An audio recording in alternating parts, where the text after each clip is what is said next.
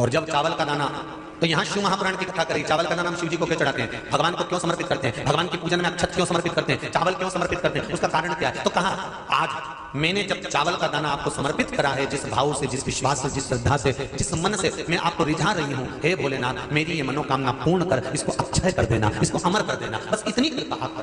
किसी ने पूछा एकादशी के दिन चावल चढ़ाए कि नहीं चढ़ाए, तो यहाँ तो सीधी सीधी बात है, बीमारी देखकर थोड़ी ना आती है कि नवरात्र चल रहे हैं कि सावन का सोमवार चल रहा है, बीमारी तो बीमारी। तुम चावल मत खाओ। तिरुपति कौन कौन गया, हाथ उठाओ, ठीक है। जगन्नाथ जी कौन कौन गया, हाथ उठाओ, हाँ ठीक है।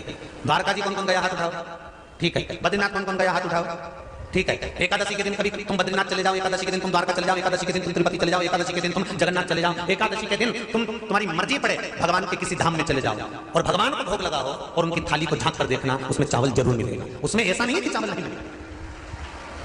बद्रीनारायण में भगवान को चावल का भोग लगा हुआ मिलेगा, द्वारका में चावल का भोग लगा हुआ मिलेगा, आपको जगन्नाथ में चावल का भोग लगा हुआ मिलेगा, तिरुपति में मिलेगा, द्वारकाधीश में मिलेगा, नाथद्वारा में मिलेगा, सांवरिया सेठ में मिलेगा, काकरोली जी में मिलेगा।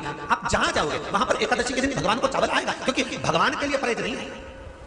जो काम में डूबा हुआ है, जो आसक्ति में डूबा हुआ है, जो लोभ में डूबा हुआ है, जो वासनाओं में डूबा हुआ है, जो तृष्णा में डूबा हुआ है, और जो माता के गर्भ से जन्म लिया, एकादशी के दिन चावल उसको नहीं खाना। अब हमारे यहाँ तो कहावत में कहते हैं, राम जी की जब स्तुति गाते हैं तो कहते हैं भय प्रगट, आती है आप लोगों को, एक लाइन आती होगी, गाओ जरा। भय प्रगट दीन कौशल। अब रामचरितमानस में कहा भय प्रगट कृपाला, प्रगट मतलब एकदम सामने आ गए। यहाँ लिखा है वेदा भय लाला।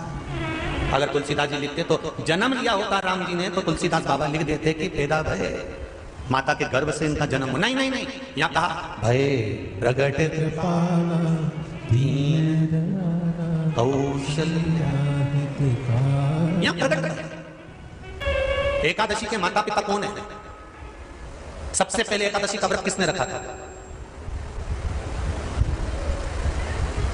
एकादशी का जन्म स्थान कहां है?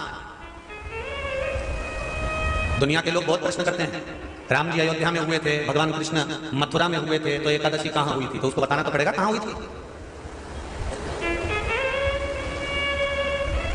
उसमें हमने वर्णन किया कि एकादशी के माता पिता कौन है, एकादशी का व्रत सबसे पहले किसने किया, एकादशी का जन्म कहां हुआ, एकादशी को क्यों चावल नहीं खाते, एकादशी के दूसरे दिन चावल का दाना खाना क्यों जरूरी है, कौन सा तीर्थ है जहां एकादशी को उल्टा लटका दिया। एक एक चीज का वर्णन स्कंद पुराण सब चीजों का वर्णन कर देते हैं। तो यहां जो वर्णन आया कि आप मनुष्य जो माता पिता के गर्भ से, माता के गर्भ से जन्म लिया हो, संसार में जिसका जन्म हुआ हो और मृत्यु लोक में गर्भ की कैद में रहने के बाद जन्मा हो, उसको एकादशी के दिन चावल नहीं खाना चाहिए। मारा पर यहां शास्त्र ये नहीं कहता कि भगवान को चावल नहीं चढ़ाना चाहिए।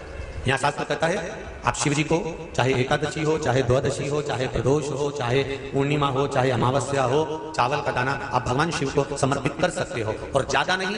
शंकर कभी ये नहीं कहते कि मुझे बहुत सारा चढ़ा।